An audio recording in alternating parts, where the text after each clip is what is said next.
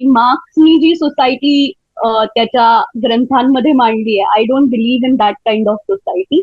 भारताचा जो मूळ गाभा आहे तोच इतका लिबरल आणि एका अर्थाने सोशलिस्ट पद्धतीचा आहे. भारताचं जे एकंदरीत कल्चर आहे, जे एकूण कल्चर आहे, ते कुठे ना कुठेतरी फ्रीडम वरती किंवा स्वातंत्र्यावरती बोलणारं आहे.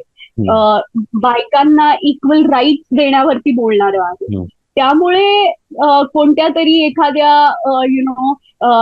जर्मन माणसानी लिहिलेल्या लिटरेचरवरती मी विश्वास ठेवून मी माझ्या भारताचा जो इतिहास आहे, भारताची जी मुळं आहेत, सांस्कृतिक मुळं, ती बाजूला ठेवून कोणत्या तरी एखाद्या बॉरोड आयडिओलॉजीवरती विश्वास ठेवणं हे मला माझ्याकडून कधीही शक्य होणार नव्हतं. देव, देश, धर्म ह्या 3 गोष्टी मला लहानपणापासून शिकवल्या गेल्या आणि I believe in that ideal.